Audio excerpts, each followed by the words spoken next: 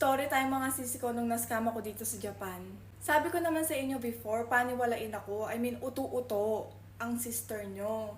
So, meron kasing page dito sa Japan mga sisi ko, which is all Filipino yung nasa page na yun. Parang Filipino keme-keme in Japan, ganyan. Tapos mga sisi ko, may nakita akong post doon, Pilipina siya.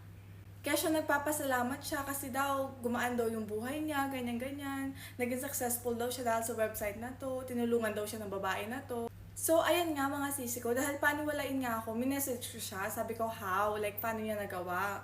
Tapos mga sisi ko, sinenda niya ako ng account, i-message ko daw tong girl na to kasi daw siya daw yung tutulong sa akin. So ako naman si ate nyo, na-excite naman ako, pero hindi ko pa talaga alam kung paano kasi hindi niya naman in-explain. Sabi niya, i-message ko lang si girl. Tapos nung message ko si girl, mga auntie ko, so ayan, in-explain niya, investment pala siya mga sisi.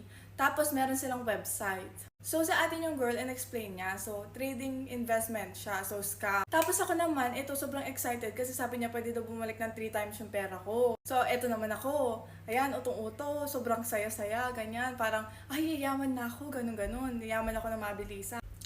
Tapos mga sister ko, grabe, hindi nyo kakayanin. Ayan na naman tayo. Bigyan niya ako ng list mga sister ng ano, yung mga pwede kong i-invest, ganyan. Yung pinakamababang amount mga sisi, 10,000.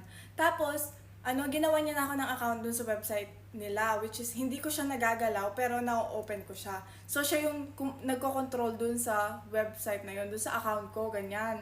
Tapos mga sister, di nilagay niya na doon yung 10,000.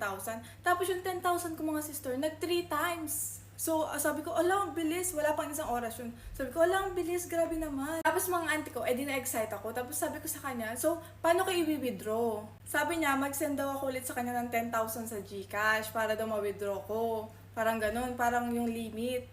Tapos, yung 10,000 na sinan ko sa GCash, so 20,000 na. So, yung 10,000 na sinan ko sa GCash, mga auntie ko, naging visible siya sa account ko. So, yung account ko, naging 4 times na yung laki. So, sabi ko, ala, so, ang galing-galing naman nito, ganun-ganun pa ako niyan. Tapos, tinanong ko ulit siya paano mag-withdraw. Tapos sabi niya, i-message ko daw yung company, which is dun sa parang help kamene-kamene.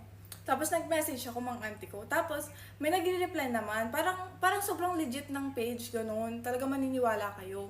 Tapos may nag-reply, ganyan-ganyan. Kailangan ko daw mag-send ng $400 dollars na yun mga auntie ko. So, another 20,000, 25,000. Para daw ma-withdraw ko yung pera. So ako, dahil nag 4 times naman yung pera ko doon sa isa, parang lumaki naman. Wala yung 20,000, parang wala lang kasi yung balance ko nga sobrang laki. Lumalaki every isang oras mga sisi. Tapos ayan, nag-send na naman ako. Nag-send na naman ang ating yun ng $400. Di nakapag-send na ako. Tapos after no, nag-message na naman sa akin yung health center kaneme ng website. Kailangan ko na naman daw mag-send ng another $600 para daw sa international fee, ganyan. Tapos mga auntie ko, naiyak na ako.